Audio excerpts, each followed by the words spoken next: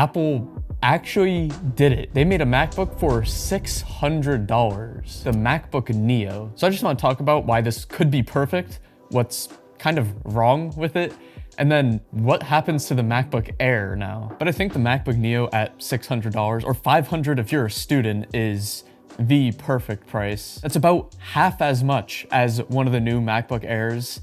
But to get that price that low, obviously you have to remove some things. You can't have the cake and eat it too. But it's hard to deny with the price, the demographic they're targeting, and also their marketing clearly pushing to win Windows users over. It's hard to justify going with some of the competing options if it works. But before I get into the Neo, whether you're like me on an iPhone 17 or you're on an older one, you need to charge it, and battery health is important. And Anker, who's actually the sponsor of this video, has probably one of the coolest phone chargers I've seen that also helps keep your phone's battery healthier for longer. And that's with their smart display charger. It's fast, 45 watts, of course has a USB-C port. So for a phone like mine, I could charge it to 50% in just 20 minutes. And what makes it unique is it has a function that can auto-detect and recognize which iPhone or iPad you're using and customize a charging solution for it. Depending on your phone's percentage, it charges it at different rates. So from 0 to 20%, it's fast. From 20 to 80%,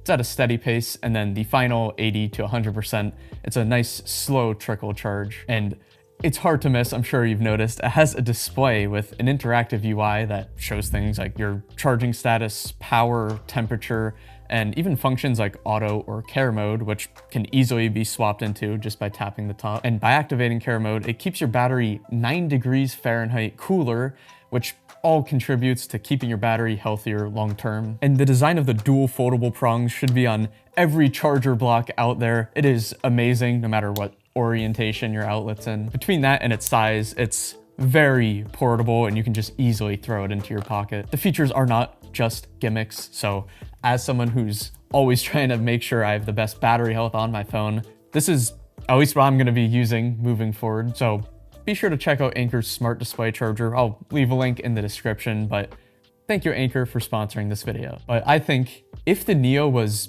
even just $100 more, that would make a big difference in the negative way for the market they're going after, which is like entry-level, budget-conscious, kind of light computing, and the big one is students. And by now you've probably already watched everyone else talk about it, so I'm gonna breeze through the specs here. It's got a 13-inch screen, slightly smaller than the Air, but it is the same brightness level. What immediately stood out to me is the fact that there's no more notch. And kind of like a lot of people, I was initially sketched out by having the same chip from the iPhone 16 Pro in a laptop. But if you actually look at some of the tests, it's a little bit better than the original M1s. Now, obviously it won't have nearly as much power as like the M5s in the new Airs, but I actually think that is the strong suit of the Neo, which might sound weird, but I'll get into that. And then if I scroll down here, 8 gigabytes of RAM.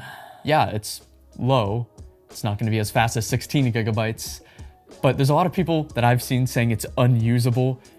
That is simply not true. You might have noticed, this isn't my normal MacBook. This is an M1 Air with 8 gigabytes of RAM that I'm testing for a video coming soon. Subscribe for that. And I'll just leave it at, in the real world, 8 gigabytes has surprised me with how much it's capable of. And if you still think 8 gigabytes is not enough, I hate to break it to you, but the MacBook Neo is not for you, and it's that simple. It has 2 USB-C ports, big asterisk, they're not Thunderbolt, and one is USB 2. That's slower than my 2012 MacBook. It is nice to see that it has a headphone jack, and I thought that was an SD card reader, which would have been like crazy because even the MacBook Air doesn't have that, but it turns out that's actually just a speaker. I am actually a fan of the whole color matched keyboard. It's the Magic Keyboard, so it's the one that's pretty widely loved. I thought the trackpad would also be the one that's widely loved. It's a staple of Apple devices. It says multi-touch trackpad, not force touch. So I guess that might mean it's like the kind that actually clicks down. Like, I'm sure Apple's gonna make it good, but I am curious to see how that holds up. Now, the only unfortunate aspect of the keyboard is that it appears it is not backlit.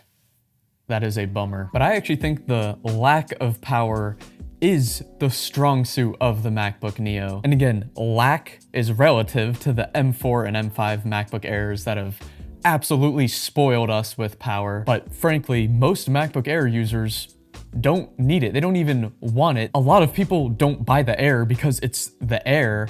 They buy the Air because it's the cheapest MacBook. So if you're able to dial back the power a little and cut off almost 50% of the price tag, well, pretty much automatically the MacBook Neo is now going to be the first choice. But there is a reason it's called Neo and not Pro. It's not going to have the best display. It's not going to have the most power, but it is going to be the cheapest way to enter into the MacBook world while still getting a laptop that feels and works like a MacBook. I think it honestly might be the most in-touch device that Apple has ever launched. I'm not a fan of everything though. I understand to cut the price down, you gotta cut out features. I think leaving out MagSafe is okay. I know a lot of people charge with USB-C anyways. Like, you don't need that high impedance audio jack. A lot of casual Mac users probably don't even know what True Tone does, so that not being an option is not a deal breaker. The ports are slow, but I don't think a Mac Neo user is gonna be transferring hundreds of gigs of files. They kept the good old 1080p MacBook webcam. For a laptop that's probably gonna be used for web work, emails, documents, cutting it down to 256 gigs to save money is probably gonna be enough for most people. I do have to question though, for a laptop that's probably gonna be used in all sorts of environments, potentially darker ones, leaving out the backlit keyboard, that is a little bit of an interesting choice to me. And I'm sure there's a technical reason that just goes over my head, but for the same reasons as the backlit keyboard, I think offering nano texture would make sense if you're working by a window or something. And even though I think 8 and 256 gigabytes for RAM and storage is enough, why wouldn't you offer the option for more? And I thought because it's like a lower power chip, this thing was gonna have like 30 hours of battery life. Instead, they made the battery smaller, probably to save money. I think 11 hours is probably enough. At least it does come with a charger block. It might be 20 watts, but hey, it's good to see. I think it's inevitable that the Neo will take away sales from the Air. That doesn't mean that the Airs don't have their place. If you want a bigger screen, well, they offer the 15-inch version. They have a more powerful chip, and it fills in a lot of the luxuries that you're missing out on the Neo, like a backlit keyboard, better display quality, Touch ID by default, faster ports, a better battery, and more RAM and storage upgrades. But as promising as it is a completely new MacBook that hasn't been made before. So before you buy it, I would recommend waiting to see the first couple reviews like mine, because I am about to buy it. And with things like apparently M1 MacBook Air is going on eBay for $300. I think it's worth to see some comparisons before you spend your money. I mean, it is cheap for a MacBook, but it is still $600. I would show you how I'm speccing it out, but the color is it. That's the only thing. So feel free to subscribe if you want to see that, but let me know all of your thoughts on the Neo, and thank you for watching.